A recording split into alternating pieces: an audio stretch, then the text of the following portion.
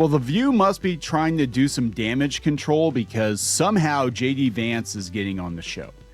And I think this is about them trying to avoid entanglements with the FCC, because the FCC has been talking about the equal time rule, and they're having political people on ABC, and they weren't given equal time to Republicans. So let's get the vice president on.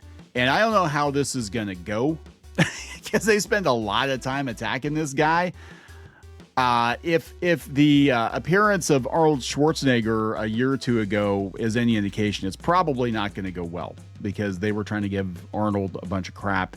And I'm pretty sure like Whoopi and Arnold go way back, but we'll see. I think this is just them trying to, again, say, hey, look, we did a thing. We let the vice president on. Shut up.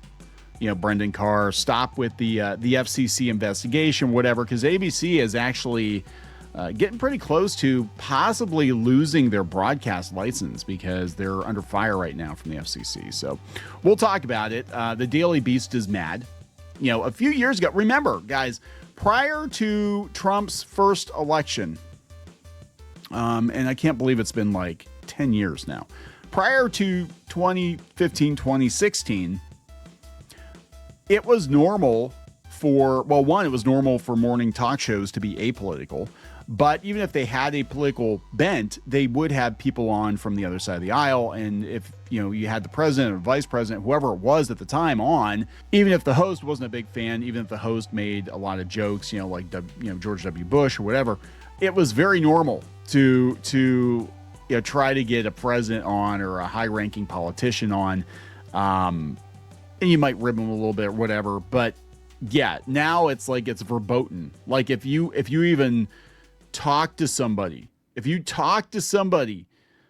on the opposite end of the spectrum, and it's usually the right end of the spectrum if you're far left, you are signing off on fascism or some craziness like that. Apparently he's coming on to promote his book. People forget JD Vance was a writer before he was a politician, and he actually had a movie made and all this stuff, and they forgot all about that because now it's just like, oh, you're Trump's second in command, I hate you. I just did a video the other day on Paizo. Paizo is the publisher of the Pathfinder tabletop RPG, which is a competitor to Dungeons and Dragons, and one of their lead designers said last year or the year before, he found out that JD Vance was playing Magic, because I guess he's really into nerd stuff, so he was playing Magic the Gathering. And this guy at Paizo is like, well, if he's playing Pathfinder, I want him to send his books back. I'm like, oh my God. You can't control who plays your stuff or whatever. They just want to signal to their peers on social media that they're one of the good guys, that they're not fascists. And it's not even because they really believe it or are actually bothered by it. They just don't want to be bothered by the cancel culture mobs. That's what the whole thing is about. Same with the AI discussion. We talked about that earlier with Todd McFarlane. They don't want to be dogpiled. So let's talk about The View anyway, because somebody's got to. Before we get into it any further, please subscribe for more pop culture news, views, and rants. Guys, Geeky's sitting this one out. She's got some family stuff going on right now, so you're stuck with me for this afternoon. If you guys would like to hear more of Geeky, she did a solo episode. You can check out on more.clownfishtv.com, and also you can listen to us out on iTunes, iHeartRadio, Amazon, wherever you listen to podcasts. Thank you very much for that. This is coming from the Daily Beast. The Beast. JD Vance to appear as guest on show Trump wants to kill.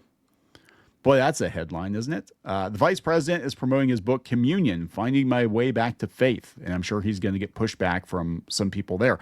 Now, they're making it out like, Trump hates this show, but he's going to go on the show anyway. He's sticking to Trump. It's like, no, The View are rabidly anti-Republican, anti-conservative.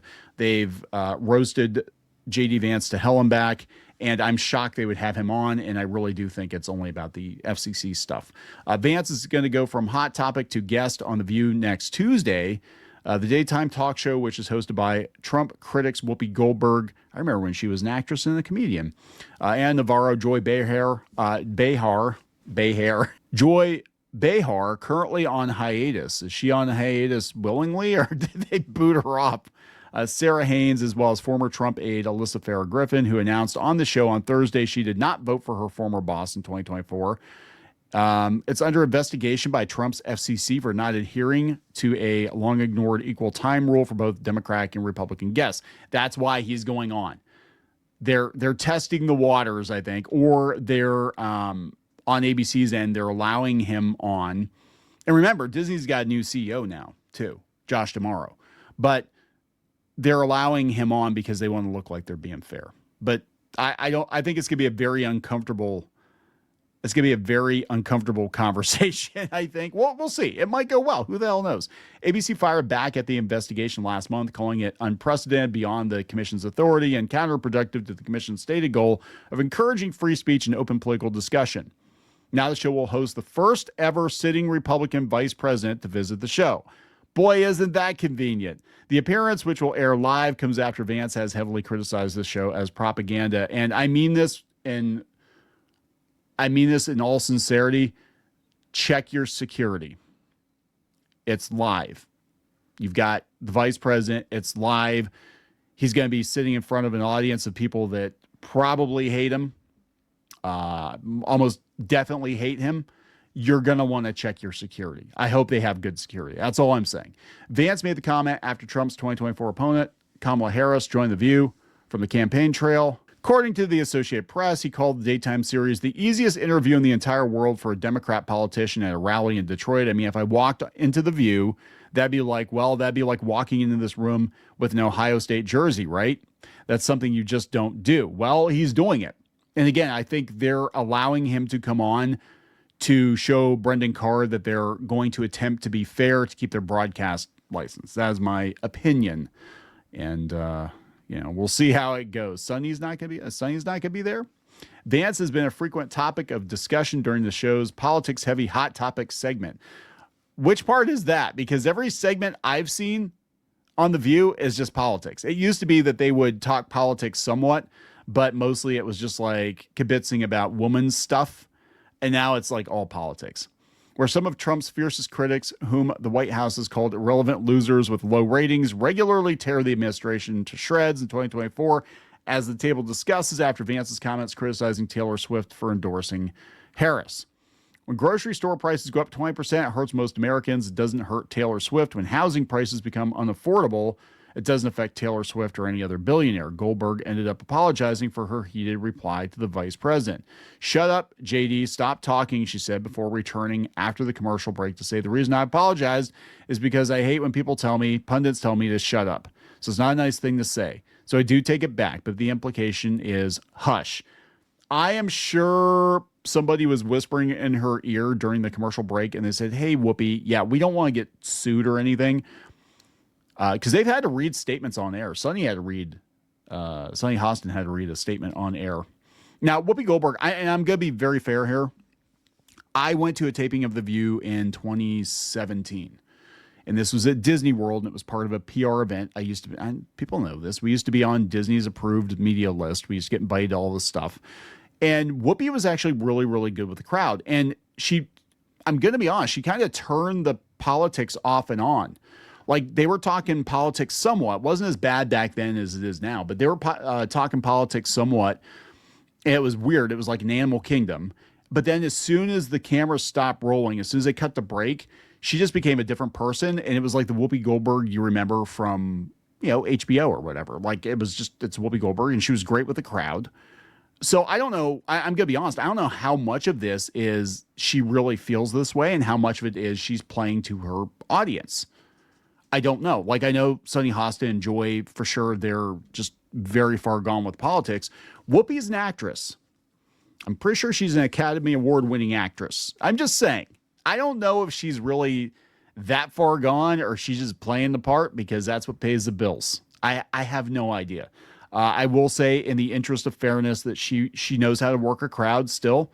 She was very, very good. And she likes Dole Whips. They brought her a Dole Whip, and by the time they got to it, it was like all melted. It was a mess. But she was actually very nice with people. And she like, I've been to tapings of other things, and people are just like, they're assholes as soon as the camera cuts. Like, they're playing a nice guy or whatever. The camera stops rolling. They won't talk to you, won't look at you, won't whatever. She was the opposite. Anyway, that's my Whoopi story. So Hosta has been equally brutal on Vance.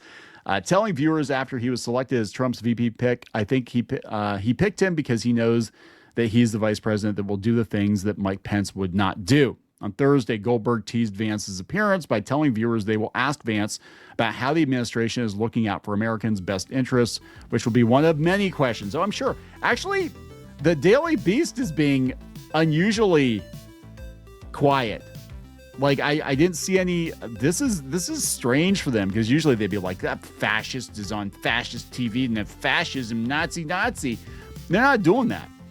And something couch. Are they gonna ask him about the couch? Oh my God, are they gonna ask? I don't even know what the deal is with the couch.